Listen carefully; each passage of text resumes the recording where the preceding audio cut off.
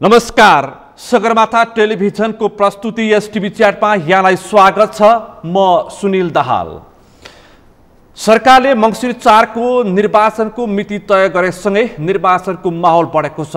सत्तारूढ दलहरू सत्ता गठबन्धनलाई चुनावी गठबन्धनमा परिणत गर्नको लागि कार्यदल बनाएर छलफलमा जुटेका छन् भने प्रमुख प्रतिपक्ष नेकपा एमाले पनि कुन रणनीति बोकेर मङ्सिर 4 को संघीय र प्रदेश निर्वाचनको मैदानमा जाने भनेर आफ्नो रणनीति बनाउन प्रयासरत रहेको छ भने विभिन्न कमिटीहरू पनि नेकपा एमाले बनाइसकेको छ।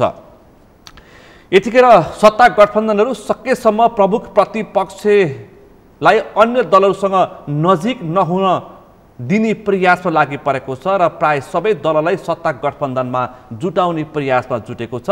पछिल्लो समय महन्त ठाकुर र डाक्टर बाबुराम भट्टराईसँग पनि प्रधानमन्त्री शेरबहादुर देउवा छलफलमा व्यस्त हुनुहुन्छ। आज हामी विशेष गरी निर्वाचन र निर्वाचनमा देखिएका दलहरूको दाउपेच, त्यो सँगै मधेस केन्द्रित राजनीति र मधेसमा देखिएको भ्रष्टाचारको विषय अत्यन्तै पेचिलो ढङ्गले उठेको छ, त्यसको वास्तविकता र यथार्थसँगै नागरिकता विधेयक र समसामयिक राजनीतिक विषयवस्तुमा केन्द्रित रहेर आज हामी छलफल गर्दैछौँ। आजको छलफलमा मसँग सहभागी हुनुहुन्छ नेकपा एमालेका स्थायी कमिटी सदस्य प्रभु शाह। यहाँलाई स्वागत छ। धन्यवाद। आराम हुनुहुन्छ? एमाले निर्वाचनमुखी कार्यक्रमहरू तय गर्न थाल्यो होइन? कसरी निर्वाचनमा सत्तारूढ दलहरूको जुन किसिमको अहिले मोर्चा बनिरहेको छ त्यसलाई कसरी तोड्ने भनेर पनि उसले आफ्नो आन्तरिक रणनीति बनाइरहेछ। त्यो सँगसँगै एमाले प्रचारदेखि लिएर सिट सङ्ख्या अथवा सिट बाँडफाँड अथवा कसरी उम्मेदवारी चयन गर्ने विषयमा पनि छलफल प्रारम्भ गर्यो। भनेपछि अब नेकपा एमालेलाई चुनाव लाग्यो। म छलफलबाट प्रारम्भ गर्छु। अनि देश नै चुनावमै हुँदैछ, देशलाई नै चुनाव चाहिएको छ र चुनावले नै देशलाई एउटा सही दिशा दिन सक्छ र हामीले कुनै गठबन्धनको विरुद्ध भन्दा पनि हामी देशलाई सही दिशा दिने, देशलाई समृद्धिको लक्ष्यमा पुर्याउने भन्ने सोचका साथ हामी अगाडि बढेका छौँ र मलाई विश्वास छ कि नेपालमा स्थिरता चाहिएको छ, नेपालमा एउटा तीव्र विकास चाहिएको छ र समृद्धि चाहिएको छ। त्यसको लागि एउटा मजबुत सरकार, एउटा स्पष्ट सरकार, विचारमा स्पष्ट भएको नेतृत्व, एउटा दृढ इच्छा शक्ति भएको नेतृत्व सहितको आवश्यकता छ र मलाई लाग्छ चुनावमा त्यो पुरा हुन्छ जस्तो लाग्छ। सत्ता पक्षको जुन किसिमको अहिले पछिल्लो सत्ताभित्र पनि समाजवादी मोर्चा, जुन सत्ताभित्र रहेका वामपन्थीहरू सँगै पछिल्लो समय प्रधानमन्त्री शेरबहादुर देउवाले मधेस केन्द्रित अन्य दलहरू, सत्तामा रहेका भन्दा बाहिर रहेका मधेस केन्द्रित दल र सँगै डाक्टर बाबुराम भट्टराई जो उपेन्द्र यादवबाट टुक्रेर अहिले नयाँ पार्टी बनाउनु भएको छ, उहाँसँग पनि छलफल गरिसकेपछि अब तपाईँहरू अलिकति कसिलो अवस्थामा, अलिकति पेचिलो अवस्थामा प्रमुख प्रतिपक्ष नेकपा एमाले पुग्न खोजेको हो भनेर विज्ञले बोल्न थालेका छन्।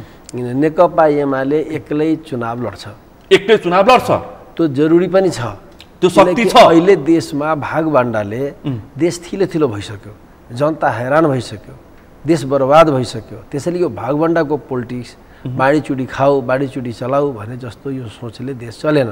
त्यसैले यो बाँडीचुडीको लाइनमा हामी जानु हुँदैन, भागबाण्डाको लाइनमा जानु हुँदैन। अपवित्र सोचै नमिल्ने अनैतिकहरूको झुन्ड बनाएर खालि सत्ता स्वार्थको लागि पोलिटिक्स गर्नु हुँदैन। एउटा नैतिकता, एउटा स्पष्ट दृष्टिकोणको साथ देशलाई केही गर्ने इच्छा शक्तिका साथ गर्नुपर्छ भन्ने सोचका छ। विचार मिल्नेसँग गठबन्धन हुँदै नहुने भन्ने त मलाई लाग्दैन। तर अहिले गठबन्धन प्रतिपक्ष एमाले हामी हेरिसकेका छौँ, हिजो वाम गठबन्धन बनाएर नेकपा बनाएर पनि देशलाई सही दिशा दिन नसकेको हामीसँग एउटा तितो यथार्थ छ। त त्यसलाई समीक्षा गर्दा त्यो बेसबाट अलिकति सोच्दा सबै जनताले पनि सोच्नुपर्ने हुन्छ। किनकि साना टिम बनाएर अहिले गठबन्धन लड्यो, गठबन्धनमा कसैको मेजोरिटी छैन, भोलि फेरि कसरी स्पष्ट ढङ्गले तपाईँ चलाउनुहुन्छ? जसको विचार मिल्दैन, सिद्धान्त मिल्दैन, पृष्ठभूमि मिल्दैन, वर्गीय इन्ट्रेस्ट मिल्दैन भने कसरी तपाईँ लानुहुन्छ यो टिम? जससँग मिल्नेहरूको त अगाडि बढ्न सकेन। हिजो एमाले र माओवादी एउटै विचार, एउटै पार्टी बनाएको समूह अगाडि बढ्न सकेन। माधव कुमार नेपाल र केपी ओलीजी एउटै पार्टी, एउटै स्कुलिङबाट आएकोहरू त अगाडि बढ्न सकेन भने काङ्ग्रेस र कम्युनिस्ट मिलेर जान सक्छ? मिलिरहेछन् त्यो त पुष्पकमल दाहाल प्रचण्ड, एमाले माधव नेपाल, देशलाई शेरबहादुर देउवा मिलिरहेका छन्। त्यो त मिलेको जस्तो देखाउन कोसिस गरिएको छ र जुन बेलादेखि यो गठबन्धन सतहमा आयो, शक्तिमा आयो, त्यो बेलादेखि देश त हैरान परेशानमा छ। किनकि गलत सोचको या गलत नेतृत्वलाई तपाईँ उभ्याइदिएपछि एक त नेतृत्व आफैमा असक्षम छ, देशले नै चिनेका, देशले नै खारिज गरिसकेको नेतृत्वमा नमिल्ने अपवित्र गठबन्धन बनाएर, अपवित्र सम्बन्ध एउटा शक्ति बनाएर त्यो टिकाउनै हुँदैन र त्यसले गर्ने केही पनि हुँदैन। जोसँग आफ्नो स्पष्ट दृष्टिकोण छैन उसले देशलाई के स्पष्टता दिन्छ, के दिशा दिन्छ? त्यसैले अहिले 15 वर्ष अब यो जुन अहिले बनेको सत्ता गठबन्धन छ, अब उनीहरूले कार्यदल बनाएर, सत्ता गठबन्धनले कार्यदल बनाएर चुनावी गठबन्धन गरेर प्रमुख प्रतिपक्ष नेकपा एमालेलाई 15 वर्ष भनेको 3 कार्यकाल, चुनावी कार्यकालमा टाउको उठाउन नदिने प्रयास गर्दैछन्। तपाईँ यसो भन्नुहुन्छ? उहाँहरूको त कुर्सीको खेल हो, कुर्सीको खेलाडीहरू हुन्, कुर्सीको लागि जे पनि गर्न सक्नुहुन्छ, तर जनता हो निर्णायक। एमालेलाई साइड लगाउने कि एमालेलाई ठुलो बनाउने त्यो कुरा महान जनताको हातमा छ। तर जनताले आफ्नो भविष्य आफै बिगार्दैन। यसरी जसमा आफ्नै विश्वसनीयता छैन, आफ्नै स्पष्टता छैन, कुनै कसैको भविष्य नै छैन, त्यस्ता ठाउँमा गएर जनताले भोट हाल्छ र गठबन्धनलाई फेरि गर्छ भन्ने मलाई विश्वास छैन। तपाईँले चिनेको पुष्पकमल दाहाल प्रचण्ड संसदीय राजनीतिमा सुरुमा अलि त्यति पोख्त नदेखिए पनि पछिल्लो पटक ल हेर्नुहोस् त कति मिठो संसदीय चलखेलमा उहाँ व्यस्त देखिनु भएको छ, उहाँ सफल पनि हुनुभएको छ। त्यो मलाई त सफल जस्तो लाग्दैन। हिजो माओवादी मुभमेन्ट जसरी उहाँले विश्वको अगाडि चिनायो, प्रचण्ड भनेको एउटा आदर्श पुरुष, प्रचण्डलाई भेट्दा मान्छे ललायत हुने, आज त्यो आन्दोलन कहाँ पुग्यो? ती सपनाहरू कहाँ पुग्यो? माओवादी आन्दोलनले उठाएका इस्युहरू कहाँ पुग्यो? अनि त्यो पुर्याउने, त्यसलाई अगाडि बढाउने श्रेय पनि प्रचण्डलाई जान्छ भने त्यो ध्वस्त पार्ने, त्यसलाई बाटोमै छोड्ने, त्यसलाई फेल बनाइदिने अब जस पनि त उहाँले लिन सक्नुपर्छ। अहिले सफलता होइन, माओवादी मुभमेन्टको पतन हो। त्यसरी यो पतनको जिम्मा कसले लिने हो? माओवादी आजको यही माओवादी हो जो संसदीय फाँसीवादको विरुद्ध, काङ्ग्रेसी फाँसीवादको विरुद्ध, देउवाको नेतृत्व, देउवाले लिड गरेको पार्टीको विरुद्ध, त्यो वर्गको विरुद्ध आन्दोलन गरेको आज उहाँको पुच्छर हुनुभएको छ। यही होइन र यथार्थता? पुष्पकमल दाहाल प्रचण्ड शेरबहादुर देउवाको पुच्छर हो। हिजो संसदीय फाँसीवादको विरुद्ध लडेको माओवादी, जन्मेको शक्ति, आज त्यही दलको सबभन्दा भद्दा रिहर्सल गर्दै हुनुहुन्छ भनेपछि यो परिणति सफलता हो कि यो असफलता हो भन्ने बुझ्न जरुरी छ। त मैले त्यो पूर्ण तपाईँले पुष्पकमल दाहाल प्रचण्डको राजनीतिक भविष्य अन्यल छ होइन? मलाई त सत्ता कुर्सीले मान्छेको इतिहासको चाहिँ हेर्न मैले उहाँको राजनीतिक भविष्य गरिदिएँ आज। हिजो प्रचण्डजी सत्तामा नहुँदा जुन आदर थियो विश्वका आम श्रमजीवी जनताले, नेपाली जनताले जुन आदरको आँखाले हेर्थे, उहाँ पटक पटक सत्तामा हुनुहुन्छ, तर उहाँप्रतिको मान्छेको विश्वसनीयता, उहाँप्रतिको आदर भाव, उहाँप्रतिको सम्मान भावमा ठुलो हरासमेन्ट छ। त्यो त बुझ्न जरुरी छ। त्यसैले सत्तामा जाँदैमा सफल हुने र सत्ताबाट बाहिर हुँदैमा असफल हुने त्यो मान्यताले मलाई लाग्दैन, त्यो सही होइन। सही हो कि जनताको लागि तपाईँ पुष्पकमल दाहाल प्रचण्डसँग पनि नजिक भएर तपाईँले काम गर्नुभयो।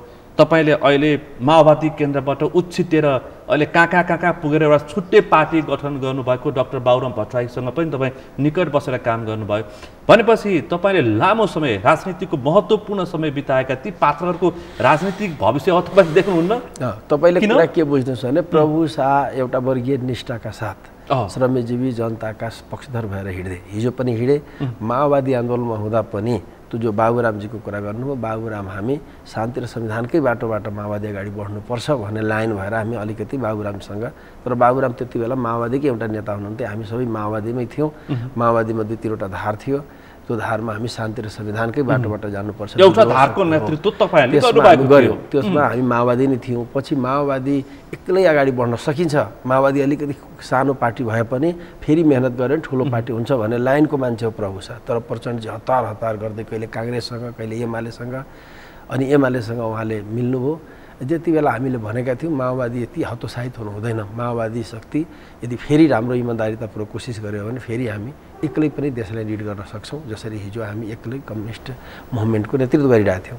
भनेपछि उहाँले हतार गरेर एमालेसँग एकता गर्नुभयो। अब एकता गरिसकेपछि त्यसलाई निर्वाह गर्नु पर्थ्यो। उहाँले फेरि काङ्ग्रेसको पुच्छर बन्न जानुभयो।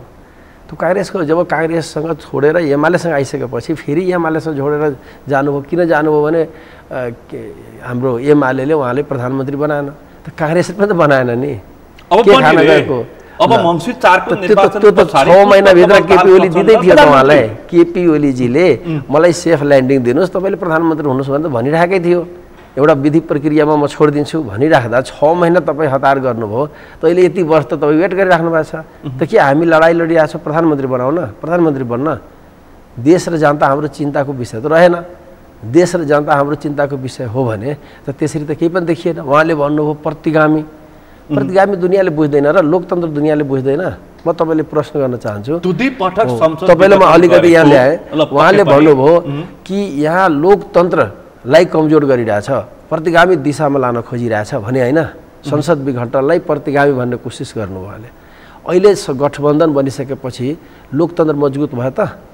गठबन्धनको एक्टिभिटिजबाट लोकतन्त्र मजबुत भइरहेछ? म तपाईँलाई भन्छु लोकतन्त्रको आधारभूत विषय भनेको स्वतन्त्र न्यायालय हुन्छ। यति त मान्नुहुन्छ? दिलमा पुगेको संविधानलाई फर्काएर हामीले सही ट्र्याकमा ल्याएका छौँ। अबको चुनावी एजेन्डा त्यही हुन्छ मङ्सिर 4। तपाईँले कुरा के म तपाईँसँग एक दुईवटा कुरा अझ स्पष्ट गर्न चाहन्छु। उहाँ गठबन्धनले लोकतन्त्रमा हामी के बुझ्छौँ भने न्यायालय स्वतन्त्र हुन्छ, स्वतन्त्र न्यायालय हुन्छ। उहाँहरूले प्रधान न्यायाधीशलाई मन्त्री भाग दिनुभयो, न्यायालयको ठुलै बदनाम गर्नुभयो। प्रधान न्यायाधीशको भागमा मन्त्री दिने यही गठबन्धन होइन? न्यायालयले केही लोभाउन कोसिस गर्नुभयो। उहाँहरू नै केही दिनपछि प्रधानमन्त्रीले महाभियोग लगाउनु भयो। प्रधान न्यायाधीशलाई महाभियोग त्यही चौलेन्द्रजीलाई एक मिनट उहाँले चौलेन्द्र शमशेरलाई मन्त्रीको भाग दिने, फेरि केही दिनपछि उहाँले महाभियोग लगाउने भने न्यायालयलाई तपाईँ लोभाउने डराउने यो लोकतन्त्रमा मिल्छ? अहिले न्यायालयलाई अस्तव्यस्त बनाइदिनु भएको छ, नेतृत्वविहीन बनाइदिनु भएको छ भने यो लोकतन्त्रमा स्वतन्त्र न्यायालयको जो अवस्था हुन्छ गठबन्धनले त्यसको त केही लिहाज बाँकी छोडेन, केही ठाउँ पनि छोडेन, ध्वस्तै गरिदिए।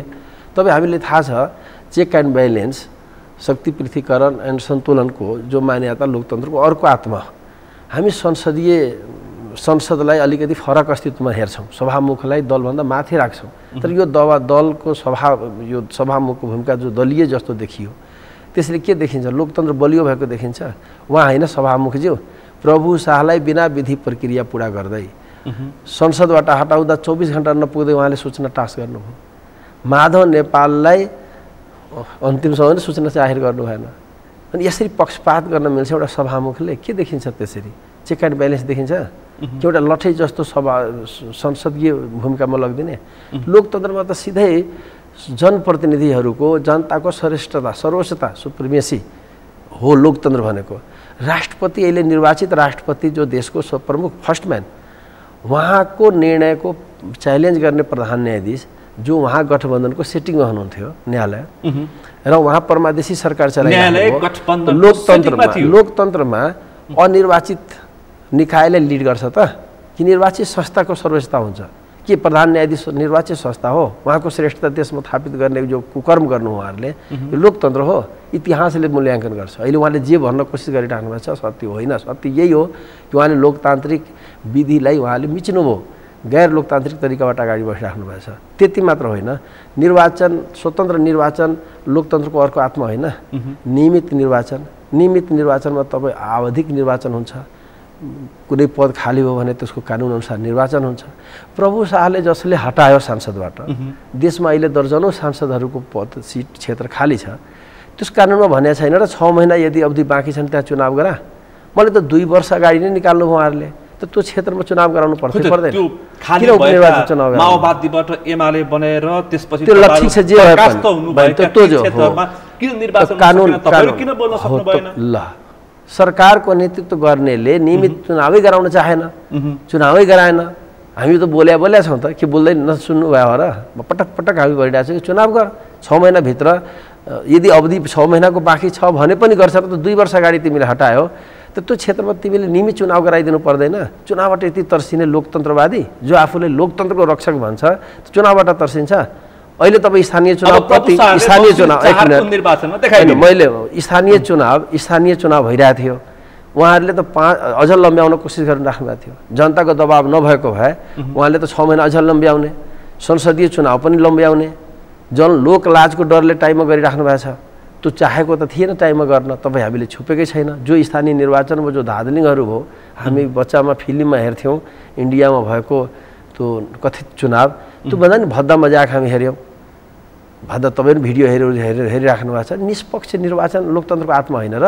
आवधिक निर्वाचन, नियमित निर्वाचन लोकतन्त्रको आत्मा होइन र? के गठबन्धनले यो लोकतन्त्रको लिहाजलाई बाँकी छोड्या छ? कुनै ठाउँ छोड्या छ? लोकतन्त्रको आत्मा मङ्सिर 4 को निर्वाचनमा जाने हिजो त तपाईँहरूलाई तपाईँको पार्टी अध्यक्ष केपी शर्मा ओलीलाई संसद खाने, संविधान खाने, अहङ्कारी, दम्बी, तानासा थुप्रै बिम्बहरू लगाएर आरोप लगाइयो।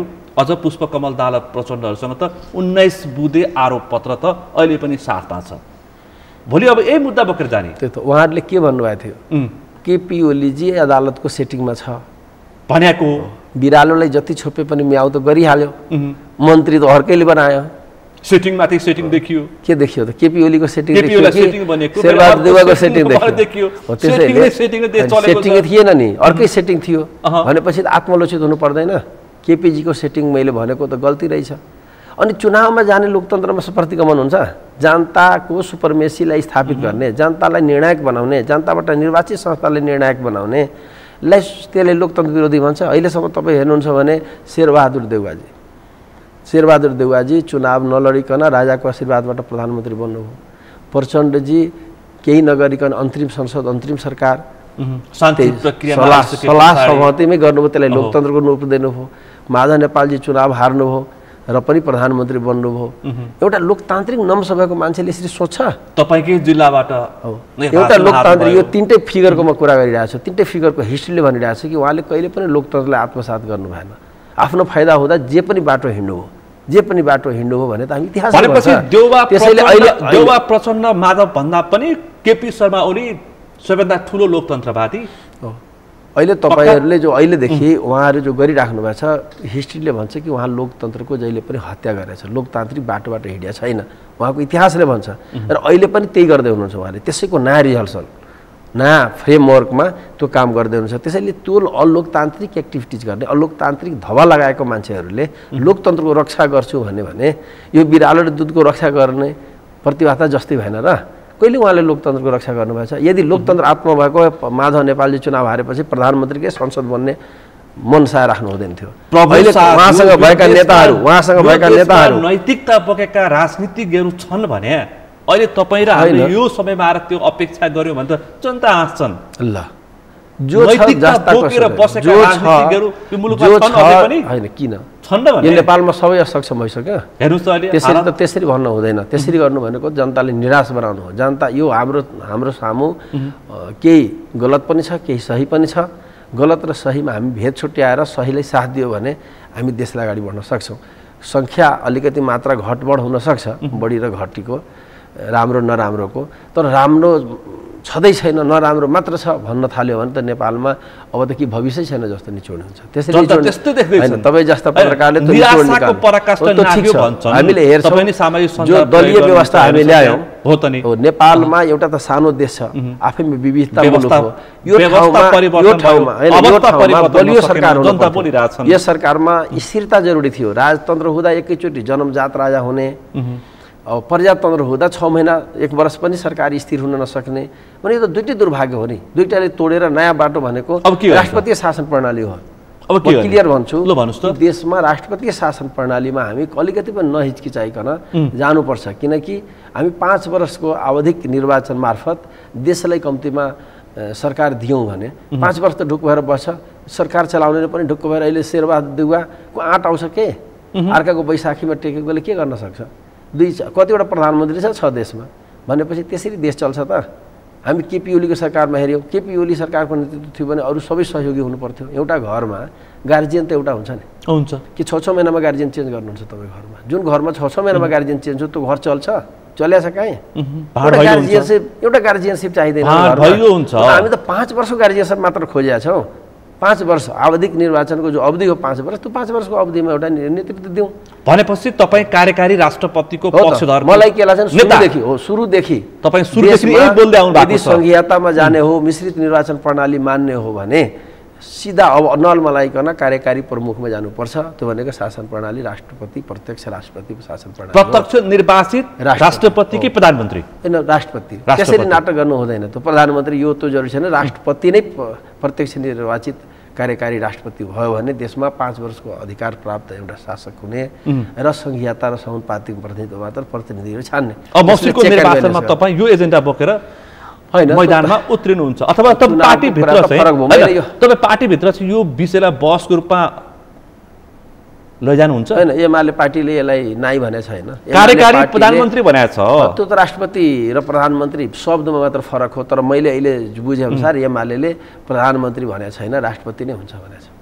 एमाले पार्टी मैले तपाईलाई भनेको छु, अब एमाले पार्टी प्रत्यक्ष कार्यकारी राष्ट्रपति या राष्ट्रपतीय शासन प्रणाली प्रत्यक्ष निर्वाचित राष्ट्रपतीय प्रणाली जान्छ। हैन, हो प्रधानमन्त्री होइन, राष्ट्रपतीय प्रणाली जान्छ। त्यसमा एमाले कन्फ्युजनमा छैन। केपी शर्मा लाग्छ भने दृढ हुनुहुन्छ। अब संसदीय प्रक्रियाको स्पष्ट हुनुहुन्छ, त्यसमा म कन्फ्युजन हेर्दिन। एमाले पार्टी नै कन्फ्युजनमा छैन।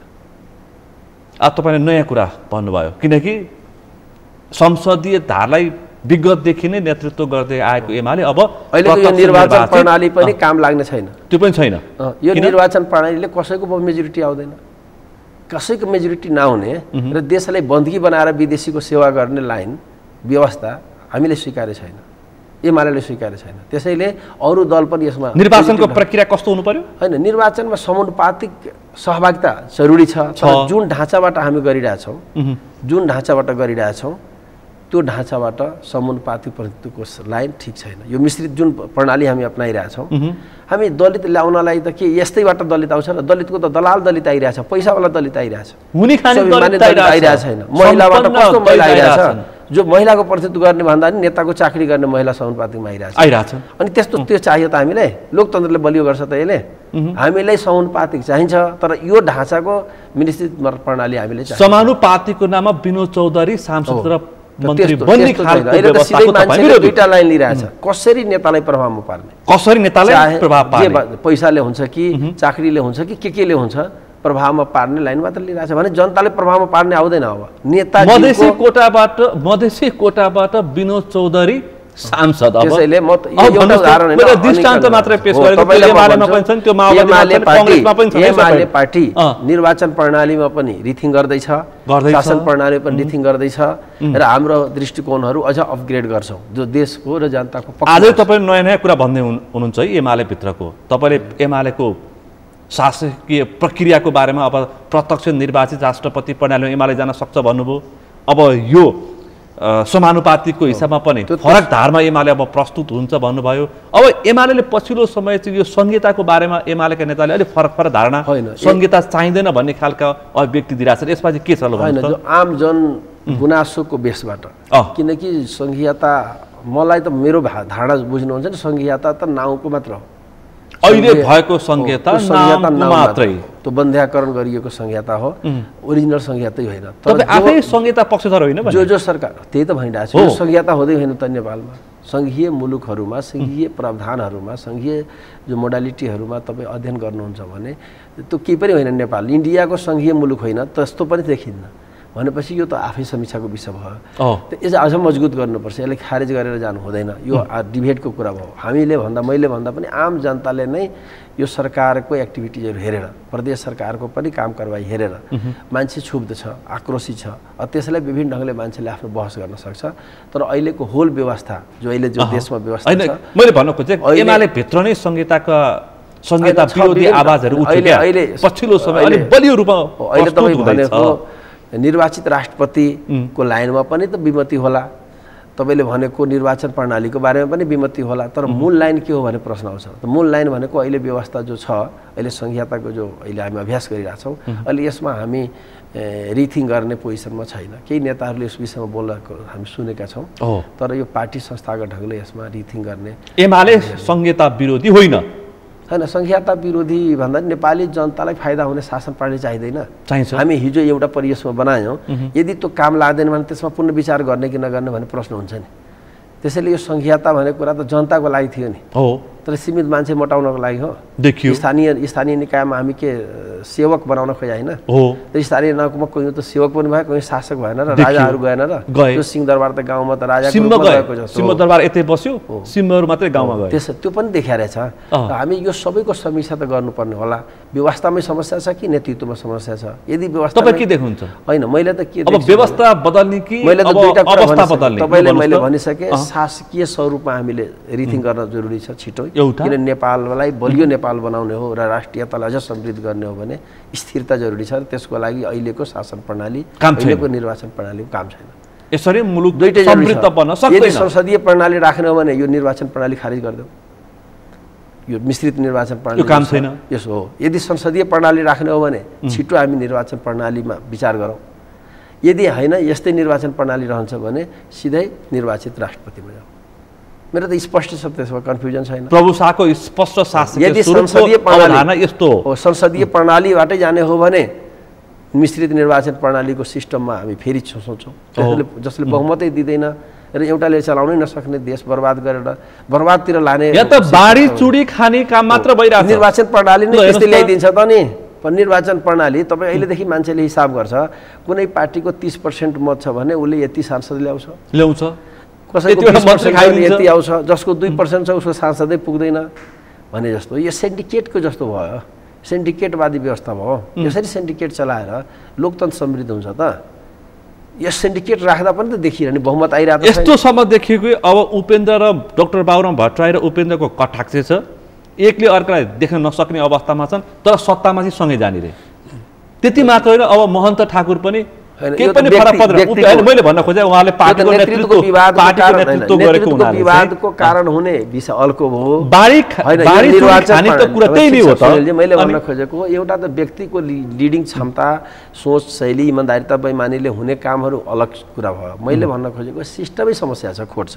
अब व्यवस्थामा नै सोच्नु पर्ने अवस्था आयो। निर्वाचन प्रणालीमा 175 संसदीय क्षेत्रमा अनि 275 मा 165 हामी प्रत्यक्ष ल्याउँछौँ, प्रत्यक्ष निर्वाचन गर्छौँ हामी। समानुपातिक ल्याउँछौँ। समानुपातिक त करिब करिब सबै पार्टी बाँडिसके कि जस्तो देखियो त। बाँडिसके। यति मत छ काङ्ग्रेसको, यति आउँछ, यति एमालेको छ, यति आउँछ, यति फलानुको छ, यति आउँछ भनिसकेपछि अब 165 को मात्र लडाइँ हो भनेपछि त सिधै देखिन्छ कि बहुमतको सम्भावना अलिक कम छ।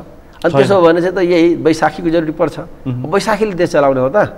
मङ्सिर पछाडि फेरि पनि बाँडेर खाने हो। त त्यस्तै त्यो प्रवृत्तिबाट त अन्त गर्ने भनेको त निर्वाचन प्रणालीमा कि त चेन्ज गरौँ र संसदीयकै अभ्यास गरौँ, कि त होइन अब यही निर्वाचन प्रणाली ठिक छ भने सिधै अब निर्वाचित राष्ट्रपतिमा जाउँ। हेर्नुहोस् त, अस्ति समाजवादीले मन्त्री परिवर्तन गर्दाखेरि रुवाबासी भयो। त्यो त प्रवृत्तिको कुरा हो। त्यही प्रवृत्तिको निरन्तरता त हो नि अहिले पनि। अब त्यो मैले भनिसकेँ, सिस्टमकै समस्या हो त यो पनि। त हो नि त। हिजो नेपालमा एउटा त्यागको सोच थियो, देश र जनतालाई सेन्टर बनाएर सोच थियो। त्यो प्रवृत्तिमा अलिकति ह्रास भएको र कुर्सी, अवसर, फाइदातिर अलिक बढी मान्छे प्रेरित भएको हामी हेर्छौँ। त्यो दुर्भाग्य छ। त्यसलाई देश र जनताप्रति कसैलाई चिन्ता छैन। त्यो चेन्ज गर्नु कसैले त नभन्नुहोस्, कसैले भन्दा बढी भयो हो। प्रायलाई अधिकांश हिजो के थियो, देश जनताको लागि लड्ने भिड्ने थिए, जे रिक्स मोले पनि जनताको लागि लड्ने थिए। अहिले यो प्रवृत्तिमा ह्रास भएको, इन्ड भएको होइन, ह्रास भएको, स्खलन भएको र अर्को सत्ता, कुर्सी, फाइदा का सोच्ने मान्छेहरू, त्यो सोचहरू हरेक मान्छेमा अलिक विकास भएको हामी हेर्छौँ। त्यो ठिक होइन। यसमा ठुलो बदलावको जरुरी छ, अनि मात्र हामी देशलाई सही दिशा दिन सक्छौँ। हेर्नुहोस् त, अहिले मध्य प्रदेश तपाईँ जहाँ रौतहटबाट राजनीतिक पृष्ठभूमि तपाईँले बनाउनु भएको छ, त्यहाँबाट तपाईँ राजनीति गर्नुहुन्छ। मध्य प्रदेश जो संहिताका आफू पक्षधर भन्थे, तिनीहरूको हालत हेर्नुहोस् त, भ्रष्टाचारमा चुरलुम्ब। साइकल किनेर चेरी बेटीलाई दिने साइकलमा समेत कमिसन खाएछन्। हो, म प्रदेश सरकारको बारेमा भन्छु, जसले यो पनि संहिताकै एउटा उपस्थ हुने एक दुईवटा कुरा गर्ने तपाईलाई। अनि मध्य प्रदेशको नेतृत्व गठबन्धनले गरिरहेछ। काङ्ग्रेस, माधव नेपालजी, प्रचण्डजी लगायतको पार्टी, उपेन्द्रजी सहितको पार्टीले, उपेन्द्रको पार्टीले नेतृत्व गरेको छ होइन, सबै गठबन्धन सहितको सरकार हो। त्यहाँ गठबन्धन सहितको सरकार हो, उपेन्द्रजीले निड गरिरहेको। यो सरकार अहिले जसरी प्रदेशको जनतालाई र देशकै जनतालाई जसरी उसले दिनु पर्थ्यो सन्देश ठिक नकारात्मक सन्देश दिइरहेको छ। यति मात्र होइन, म तपाईँले एक दुईवटा कुरा भन्छु। संवैधानिक व्यवस्था हो समावेशी व्यवस्था, जसलाई अलि उपेन्द्र यादवजीले र प्रचण्डजीले मैले नै सबै गरेको जस्तो भन्नुहुन्छ। म उहाँहरूसँग प्रश्न गर्न चाहन्छु, समावेशी अधिकार, समानुपातिक अधिकार तपाईँहरूले नै भनेअनुसार यदि हो भने यो संवैधानिक अधिकार हो, संवैधानिक अधिकार हो। हरेक राज्यको इकाइमा समावेशी प्रतिनिधित्वको व्यवस्था हुनुपर्छ। यदि त्यसमा तपाईँहरू सहमत हो भने मध्य प्रदेश सरकार किन समावेशी भएन? पटक पटक तपाईँ पुनर्गठन गर्नुभयो र पनि समावेशी छैन। म सोध्न चाहन्छु उहाँहरूलाई, हाम्रा महान म दृष्टान्त पेश गरौँ। सङ्घमा समावेशिताको कुरा गर्ने त्यहाँ खोइ त मध्य प्रदेशमा खस आर्यको उपस्थिति खोइ सरकारमा। मैले गठबन्धनका नेताहरूलाई सोध्न चाहन्छु मध्य प्रदेश सरकार किन समावेशी छैन? के त्यहाँ दलितहरू छैन कि दलितहरू हो भने उहाँहरूले प्रदेश सरकारमा मन्त्री बन्ने अधिकार राख्दैन? राख्छ भने किन बोलाउनु भएन? के त्यो प्रदेशमा थारू जनजातिहरू होइन? ती भूमि भनेकै थारूको भूमि होइन? यदि थारूको भूमि हो भने ती थारू जनजातिले मन्त्री पाउँदैन? पाउने हक होइन? संविधानले त्यसले पाउने बनाएको छैन? बनाएको छ भने तपाईँले किन थारू र जनजातिले बनाउनु भएन मन्त्री? यदि तपाईँ केन्द्रमा मधेसीको भाग खोज्नुहुन्छ कि केन्द्रमा मधेसी छ त्यसलाई दिनैपर्छ मन्त्री, त्यो पनि समानुपातिक आधारमा दिनुपर्छ भन्नेहरूलाई म भन्न चाहन्छु समावेशीको आधारमा मध्य प्रदेशमा पहाडियाहरू छैन? यदि पहाडियाहरू छ भने त्यसले मन्त्री दिनु पर्दैन? पर्थ्यो। महिलाहरू झन् मधेस सरकार त के न के बुढा छोरी बचा के माने बेटी बचाऊ बेटी पढाऊ भन्ने एउटा नारा दिइरहेछ, दुनियाँले भ्रम पैदा गरिरहेछ। म तिनीहरूलाई सोध्न चाहन्छु कि महिला भनेर फुल मन्त्री चलाउन सक्दैन?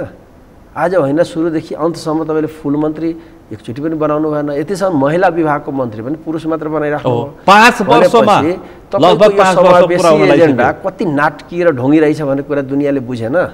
प्रचण्डजी तपाईँले जो भनेको कुरा र उपेन्द्रजीले त झन् के न के मैले गरेँ संघीयताको लागि र समावेशीको लागि भन्ने कुरालाई त मुखले होइन व्यवहारले त अर्कै देखायो त तपाईँहरूको।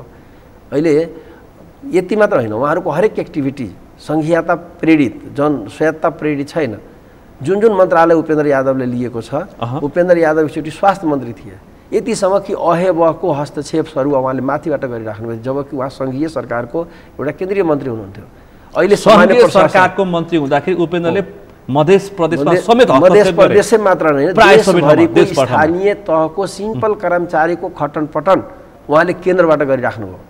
त्यति बेला मैले पटक पटक संसदमा भनेको थिएँ, यो तपाईँको यही हो नियत?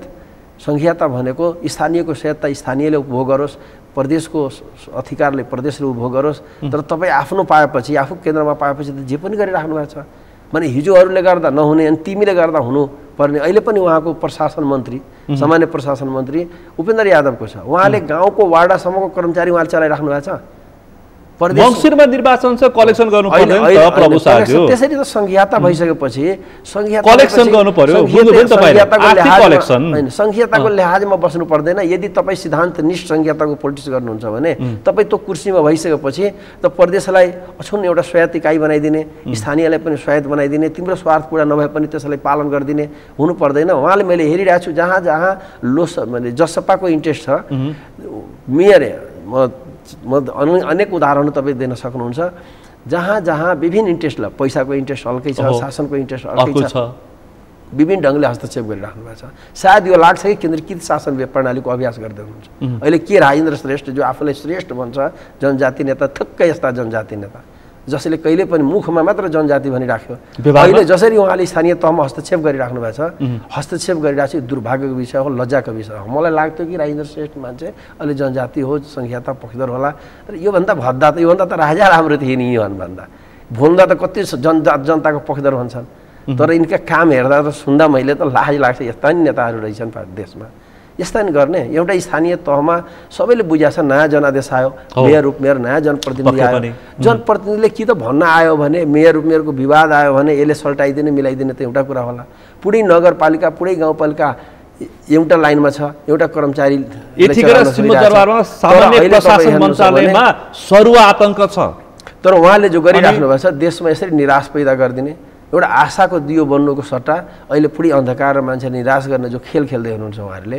उहाँहरूलाई लागेको छ कि गठबन्धनको अब भविष्य छैन, जे लुट्नु छ लुटिहाल भन्ने लाइनमा लागिराख्नु भएको छ। यही 3-4 महिना हो, 3-4 महिनामा छिटो हामी यसलाई बिदाई गरेनौँ भने यो त देशै बर्बाद गर्ने। मङ्सिरबाट तपाईँहरू एमाले ठुलो शक्ति बन्ने अवसर प्राप्त गर्यो भने त बिदाई हुन्छ, गर्नै पर्छ। अब के गर्छ अहिले उहाँले सरकार बनाएको 1 वर्षभन्दा बढी भइसक्यो। देशकै व्यवस्थालाई कोलेप्स गर्ने, होल सिस्टमलाई कोलेप्स गर्नतिर लानुभयो। कार्यपालिका अस्तव्यस्त छ, व्यवस्थापिका अस्तव्यस्त छ, न्यायपालिका अस्तव्यस्त छ, न्यायालयलाई नेतृत्वविहीन बनाउनु। अनि न्यायालय अहिले नेतृत्वविहीन छ। जब उहाँ महाभियोग लगाएपछि संसदमा एउटा न्यायालय जस्तो संवेदनशील टिम माने निकायलाई नेतृत्वविहीन बनाइदिने यति लामो समय उहाँले यदि महाभियोग लगाउनु भने संसद अधिवेशनभित्रै लगेर टुङ्ग्याउनु पर्दैन, 1 महिनाभित्र टुङ्ग्याउनु पर्दैन। जसरी प्रतिपक्षको सशक्त आवाज किन प्रतिपक्षले त बोलेकै छ। लाज नभएपछि त के गर्ने तपाईँ? हामी त बोलि त रहेछौँ। अब लाजै नभएपछि जसले जानी बुझी यही काम गर्छ भने त्यसले के भन्ने? प्रहरी निकाय, न्यायालयपछि त एउटा अर्को भनेको सुरक्षा निकाय हो।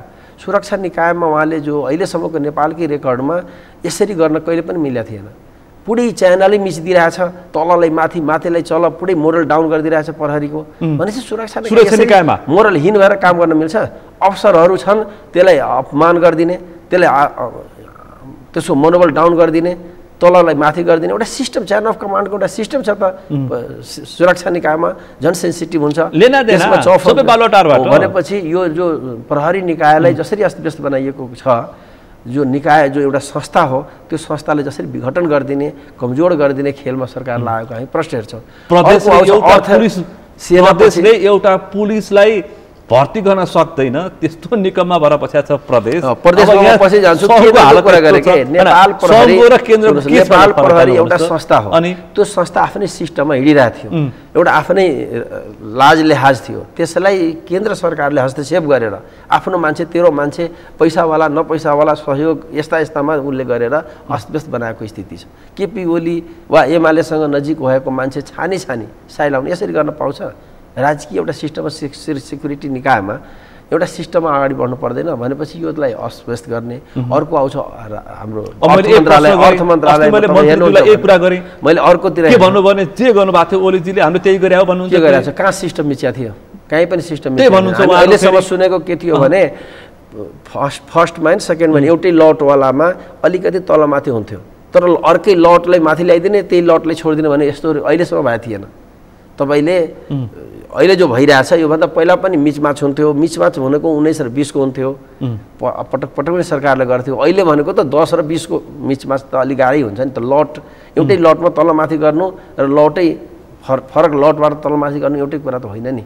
त्यसैले यो प्रहरी डिपार्ट पनि अस्तव्यस्त बनाउने, अर्को अर्थ डिपार्ट पनि अस्तव्यस्त बनाउने। तपाईँले राष्ट्र ब्याङ्कको गभर्नरलाई बिना कारण हटाउने, आर्थिक कुरा उठाइहाल्नु भयो। अस्ति बजेटको सेटिङ पनि हेर्नु हो, प्रतिपक्ष पनि सेटिङमा लाग्यो रे। त्यस्तो होइन, सुन्नु भयो नि त, एम अधिकारी नखोज्ने, फुटेज पनि नखोज्ने सहमति। राष्ट्र ब्याङ्कको गभर्नरलाई त पहिला नै बिना कारण, जसरी न्यायालयको प्रमुखलाई बिना कारण थियो भने त्यो फेस गर्न संसदमा फेसै गर्न नसक्ने, त्यसरी गरे।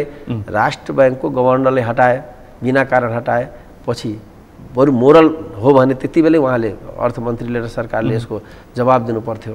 तर पनि उहाँले हामी हेऱ्यौँ बजेट निर्माणको बेला जो नेपालको प्रचलनमा, नेपालको परिपाटीमा जो नभएको घटना हामी सुन्यौँ र उहाँ राजीनामा दिनु, फेरि त्यही मान्छे आए, जबकि के छानबिन गरे त्यो समितिले। त्यसैले यो जो भइरहेछ त्यही त मैले भनेको, अर्थ क्षेत्रलाई समितिमा पनि प्रतिपक्ष मिल्यो भनेर आयो त गाईको। अर्थ मन्त्रालय, अर्थ क्षेत्र पनि अस्तव्यस्त गर्ने, न्यायालय क्षेत्र पनि अस्तव्यस्त गर्ने, सेक्युरिटीलाई पनि अस्तव्यस्त गर्ने। पनि अस्तव्यस्त गर्ने भने त यो गठबन्धन अनि जनता हेरिरहेको छैन र।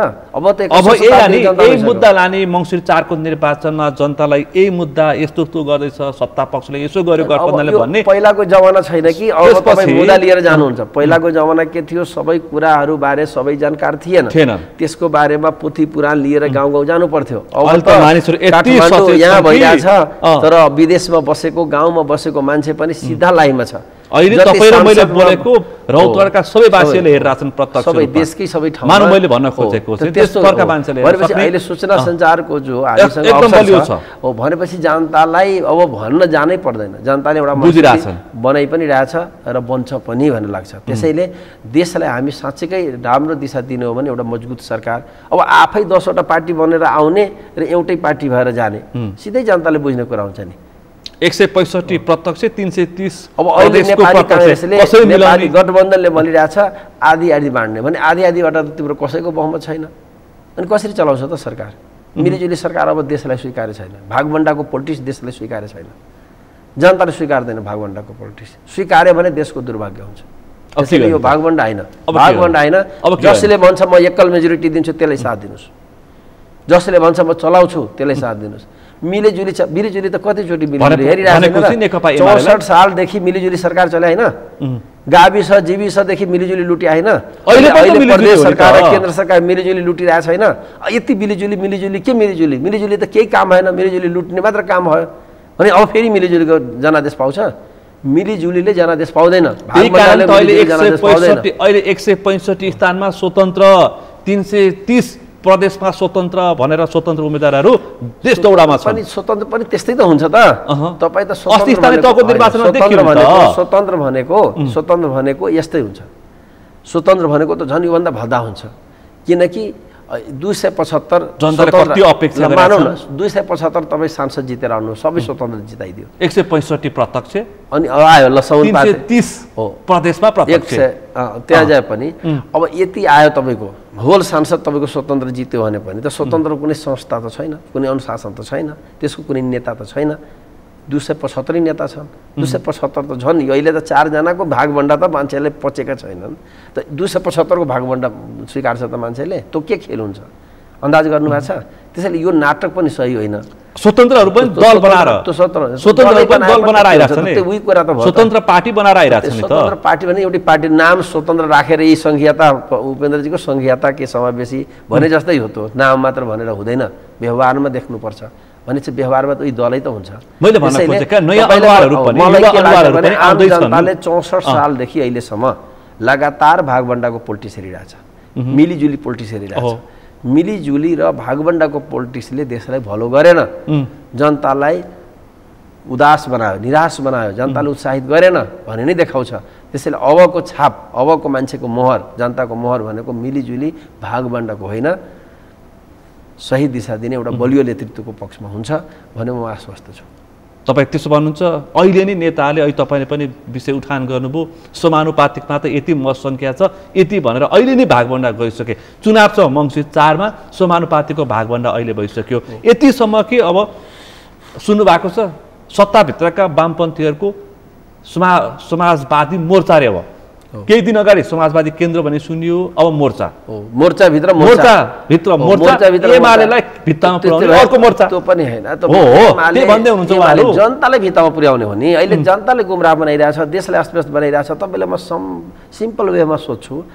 केपी ओलीजी सरकार नेतृत्व गरिराख्नु भएको थियो त्यति बेला कोरोनाको महामारी आयो देश अस्तव्यस्त भयो कयौं देशको आर्थिक टाट पल्टियो तर पनि नेपालले आफ्नो अर्थतन्त्रलाई आफ्नो देशको पोजिसनलाई यथावत राख्यो तर अहिले त केही कोरोनाको महामारी छैन एउटा रसिया र युक्रेनको सामान्य विवाद बाहेक दुईटा देश जो हामीसँग कुनै लगाव राख्दैन त्यो देशको आर्थिक प्रभाव चाहिँ पर्दो रहेछ थोर कोरोनाको बेला केही पनि चल्दा देशै विदेश ठप हुँदा देश राम्रो गतिमा जान सक्ने अहिले एउटा कोरोना त्यो रसिया र युक्रेनसँगको हाम्रो अर्थसम्बन्ध कतिले असर पार्छ भने हिसाब गर्नु होला त्यसैले यसरी बनाइरहेछ कि बैंकमा पैसा छैन मूल्य वृद्धि जे मन लागेछ त्यही भएछ व्यापारीहरूको आफै व्यापार छोडेर भाग्नुपर्ने स्थिति पैदा भएछ पैसाको पुरै हाहाकार भइसक्यो भ्रष्टाचार चरम सीमा नाहिसक्यो सीमित मान्छेसँग महँगी जे परे त्यही गरेछ सीमित मान्छेहरूले त मुलुकको ढुकुटी पहुँचमा राखेका छन् रे त अनि 10-12 जना नेता भनेपछि 10-12 जना कर्मचारी 10-12 जना न्यायाधीश एक वर्षले तपाईले देखाउँदैन यो गठबन्धन नहुँदा र गठबन्धन नहुँदा केपी ओलीको सरकार थियो जबकि आफैमा विवाद थिए केपी ओलीको सरकार भित्रै पनि कलह थिए र पनि अन्तर्राष्ट्रिय लेभलमा कोरोनाको त्यत्रो महामारी थियो कुनै आवागमन थिएन पुरै ठप थियो र पनि देश हाम्रो एउटा सकारात्मक दिशामा अगाडि बढिरहेको थियो यो दुनियाले हेरेकै छ हेरेकै छ। 1 वर्षभन्दा बढी भइसक्यो गठबन्धन सरकार आएको। अब गठबन्धन सरकार यति छोटो समयमा यति छिटो स्खलन गरिदिने, अर्थतन्त्रलाई धराशायी बनाइदिने, होल सिस्टमलाई कोलप्स गरिदिने, देशको लोकतान्त्रिक मान्यताहरूलाई विघटन गरिदिने र कुर्सी स्वार्थ बाहेक केही पनि नहेर्ने दिशामा गइरहेछ। जनता मूर्ख छ, हेरिरहेको छैन यो कुराहरू। अनि फेरि छाप लगाइदिने, किनकि मेरो बुवा काङ्ग्रेस थियो त्यसैले म काङ्ग्रेसै हुन्छु, हिजोको कुरा थियो। दुनियाँले अब हेरिरहेछ, राम्रो गर्नुहुन्छ काङ्ग्रेस। गठबन्धनभित्रकै एकजना मुख्य नेता माधव कुमार नेपाल सबभन्दा राम्रो काम हामीले गरेका छौँ भनेर फेरि रौतहटमा नै चुनावको प्रतिस्पर्धाको लागि दौडधुप गरिरहनु भएको छ। अब नेताहरूको हावा निस्किसक्यो। पहिला सुनिन्थ्यो माधव कुमार नेपाल र प्रभु शाहको सिधा टसल पर्छ रौतहटमा, अब फेरि उहाँ काठमाडौँ 2 मा नलड्ने रे, रौतहटबाट नै चुनावी प्रतिस्पर्धा गर्ने भनेपछि के होला अवस्था? तपाईँलाई म के भन्छु भने अब अलिक त मधेस केन्द्रित राजनीति पनि अब रौतहट जिल्लाबाट म सुरु गरेँ। नेपालको हरेक मोर्चामा रौतहटले अग्रणी भूमिका खेल्दै आयो, तर पनि यो मानव विकास सूचकाङ्कमा 77 नम्बर कमजोर छ। रौतहट कसरी 77 नम्बर पुग्यो? यसको जिम्मा कसले लिन्छ? प्रभु शाहको पनि हो। प्रभु शाह त यता यो 10-15 वर्षदेखि म पनि जिम्मा लिन्छु। 10-15 वर्षमा रौतहट खस्केको कि बढ्केको अहिलेको जो सर्वेक्षण भयो त्यो सर्वेक्षणमा यदि प्लस भएको छ भने यो प्रभु शाह हो, यदि माइनस हो भने तनी प्रभु शाह हो। यो बिचको अवधि जो खस्कायो त उहाँहरूले होइन, उहाँहरू त झन्डै 48-46 सालदेखि माधव नेपालजीले लिड गर्दै आएको रौतहटलाई। प्रभु शाह त रौतहट केन्द्रित राजनीति गरेर आउनुभएको माधव नेपाल फेरि जाँदै हुनुहुन्छ। रौतहटकै भूमिबाट प्रधानमन्त्री हुनुभयो, रौतहटकै भूमिबाट नेता हुनुभयो भनेपछि रौतहटको जो हालत भयो प्रजातन्त्र आएपछि 46 साल यता जो 77 नम्बरमा पुग्यो, शिक्षाको हालत, स्वास्थ्यको हालत, पर क्यापिटा सम्पूर्ण क्षेत्रको हालत हेर्नुहुन्छ भने दयनीय हालत छ। यो दयनीय हालत कसले पुर्यायो? अहिले पनि मैले हेरिरहेको छु रौतहटमा हामी मन्त्री हुँदा, म मन्त्री हुँदा केपी ओलीको सरकारमा ठुल्ठुला प्रोजेक्ट रौतहटमा सुरु भयो, तर माधव नेपालजीले स्वीकार्य छैन, पच्नै सकिरहेको छैन, किनकि प्रभु शाहको त नामै हुनु हुँदैन। रौतहटको भुल बस पनि जनताले प्रभु शाहले यो गर्यो भने अरूलाई त के हुन्छ थाहा छैन, तर माधव नेपालले पस्दैन, त्यस्तो छ। म त माधव नेपाल एउटा आदरणीय, म त कहिले माधव नेपालजीसँग टसल त मेरो के हुन्थ्यो र, उहाँ त एउटा आदरणीय व्यक्ति हो, म जहिले नि आदर गर्छु। उहाँ माधव नेपालले मैले कहिले पनि गाली गरेको सुन्नुभएको छैन। म एउटा आदरणीय व्यक्ति हो, तर उहाँ अब बोझ हुनुभयो, कुनै समय थियो होला उहाँ सहारा, तर अब उहाँको सोच पनि उहाँको शैली पनि उहाँ यति स्खलित हुनुभयो कि अब बोझ भयो कि मान्छे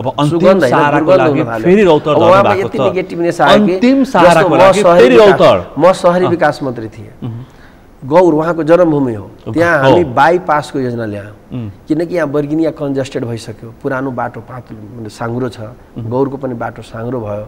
यदि इन्डियाको व्यापारलाई हामी अझ अगाडि बढाउने हो भने बर्गिनियामा पनि बाइपास, गौरमा पनि बाइपास भने हामी इन्डियनहरूसँग पनि वार्ता संवाद गऱ्यौँ। बर्गिनियामा बाइपास बन्न सुरु भयो, म त्यति बेला सहरी मन्त्री थिएँ, नेपालमा पनि बाइपास बनाउन सुरु गरेँ। यता पनि निर्माणको ट्र्याकको काम भइरहेछ, उता पनि ट्र्याकको काम भइरहेछ। म सहरी विकास मन्त्री हटेँ, त्यो ट्र्याकको योजना हटाइदिनु हो।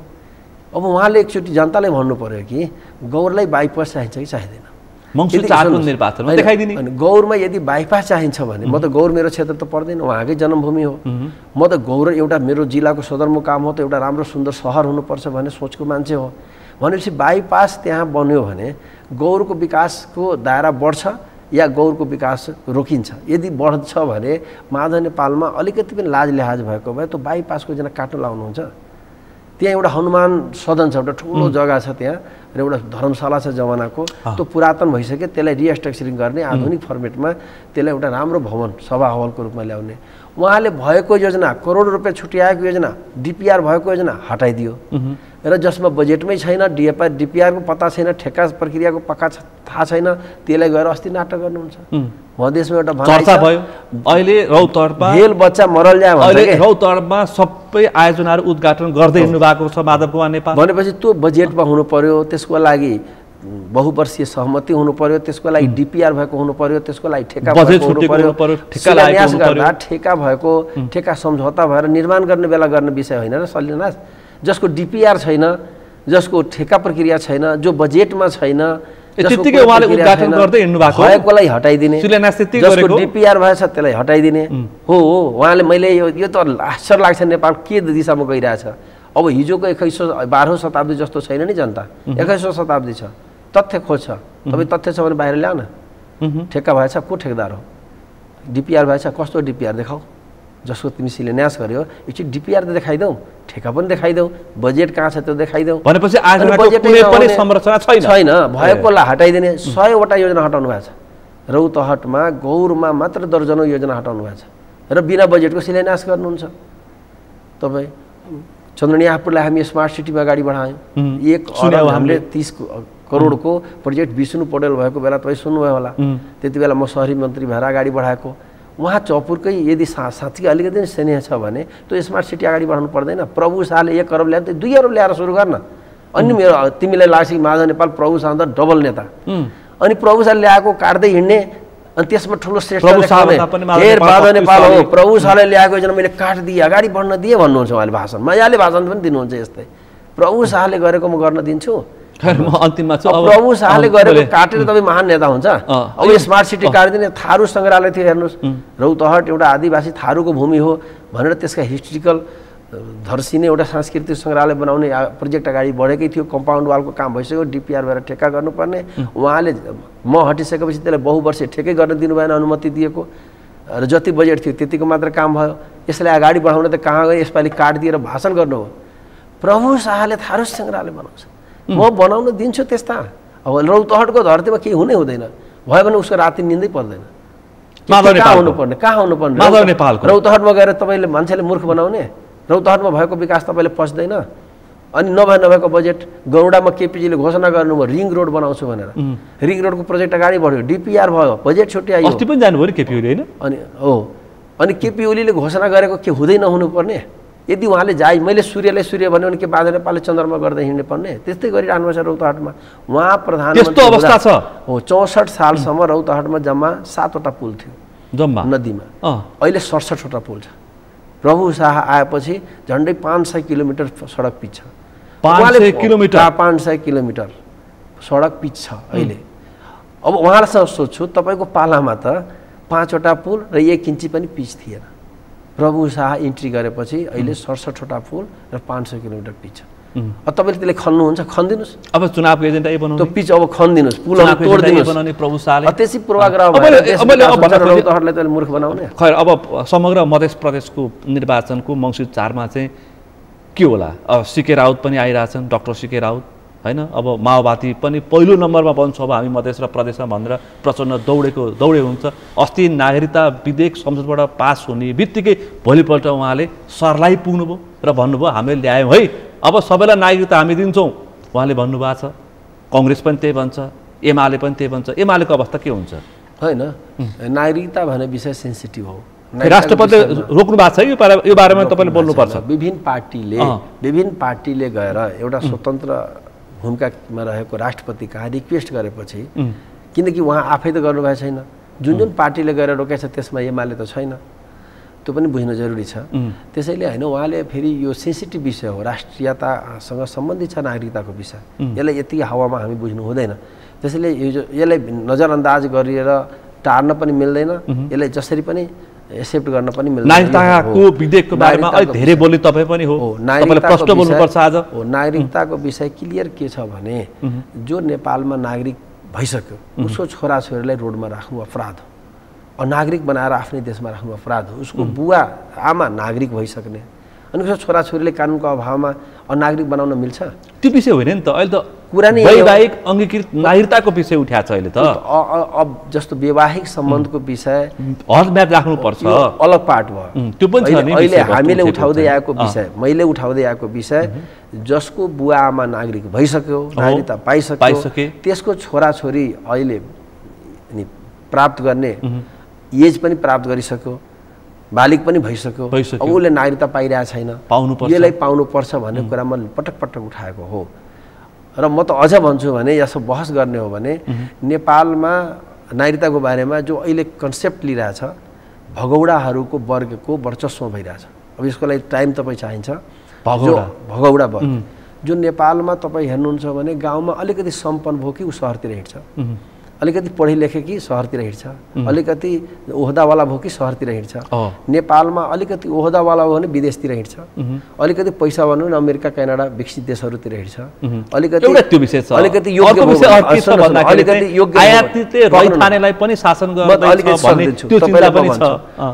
अलिकति राम्रो स्टुडेन्ट हो, अलिकति योग्य भयो, योग्य हुने विदेश, पैसावाला हुने विदेश, ओहदावाला हुने विदेश भनेपछि सबै माथिल्लो निकाय विदेश गइरहेछ।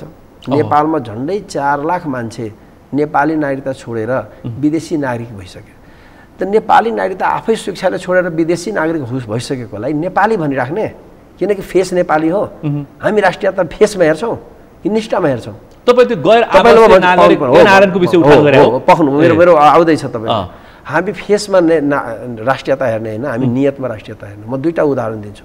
राजा महेन्द्रको पालामा इन्डियाको मरवाडीहरूलाई अफर गरेर यहाँ ठुलो राजकीय सपोर्ट गरेर नागरिकता मात्र दिएन कि पुरै पुँजीको अर्थतन्त्र दियो, एक्टिभिटिजलाई जिम्मा लगाइयो। अब समीक्षा गर्नुहोस्, इन्डियाका भयभरका सम्पत्ति मरवाडीले ल्याएर नेपालीमा लगानी गरे, ऊ राष्ट्रघाती भयो कि राष्ट्रवादी भयो? नेपालका ठुलो टोपी लगाएर राज गर्नेहरू यहाँका भयभरका सम्पत्ति बेचेर अमेरिका पुर्याइदिए, क्यानाडा र अस्ट्रेलिया पुगाइदिए।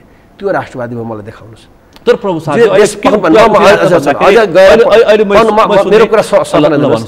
नेपालमा ठुल्ठुला पुँजीहरू उठाएर त्यहाँका सबै ओहदा र सामर्थ्यहरू उठाएर आफ्ना छोरो एमबिबिएस पढाएको छ नेपालको पैसाले एमबिबिएस पढाउने अनि गएर अमेरिकाको जनताको सेवा गर्ने, आफू यहाँ पसाएर अर्बौं करोडपति बन्ने र त्यो करोडपति अमेरिकामा गएर घर बनाउने, त्यो राष्ट्रपति हुन्छ के अरे? त्यो राष्ट्रवादी हुन्छ कि विदेशमा भयभरका सम्पत्ति, भयभरका आफ्ना योग्यता, आफ्नो योग्य जनशक्ति, आफ्नो योग्य छोराछोरीलाई नेपालमा लगाउने राष्ट्रवादी भयो? फेस हेरेर राष्ट्रियताको कुरा गर्ने अनि नेपाल कंगाल हुँदैन? त्यसैलाई नेपाललाई नागरिकता अपराध हो, विश्वमा कहीँ पनि हुँदैन। त्यो दिन हुँदैन। 2 देशमा दोहोरो नागरिकता दिने नेपाल छोडिसकेको एमालेको धारणा यही हो। कसले भन्यो? एमालेको धारणा यही हो। एमालेतिर नजान्छु, प्रभु शाहको धारणा थियो। म प्रभु शाह भनिरहेको छु। म यसमा विषयमा म भनिरहेको छु कि एउटा नेपाली नागरिक जो आफैले स्वेच्छाले छोडेर अमेरिका नागरिकता लिए, तपाईले त्यसले फेरि नेपाली नागरिकता दिनु पर्दैन? दिएकै थियो त, उसको बुवाबाजेले त चलाएकै थियो त, अनि किन छोड्यो उसले? अब दिनु पर्दैन। अहिले दिएपछि उसको सम्पत्ति जफत गर्नुपर्छ, अनि मात्र देश समृद्ध हुन्छ। अहिले तपाईलेसम्म फेरि सोध्न चाहन्छु, 40 लाख भन्दा मान्छे विदेशमा काम गरिरहेछ। 40 लाख प्रत्यक्ष देखेको, अप्रत्यक्ष कति छन्? जने 65 लाख भन्दा बढी, 40 लाख मानौ। म 40 लाखको हिसाब सुनाइरहेको छु।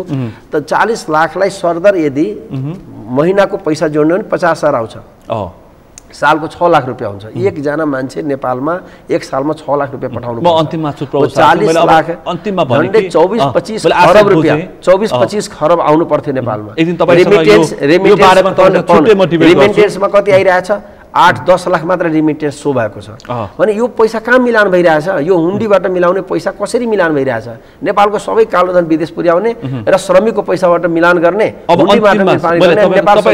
नागरिकताको विषयमा छुट्टै डिबेट गर्छु, छलफलको जरुरी पर्छ, छुट्टै राख्छु म। अब अन्तिममा छु म।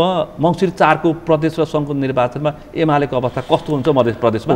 समग्र भन्न एकैछिन तपाईले मध्य प्रदेशको नेतृत्व गर्ने भएको हुनाले म त्यहीको प्रश्न गरेँ, कस्तो अवस्था हुन्छ? मध्य प्रदेशमा एमालेको एकल सरकार हुन्छ।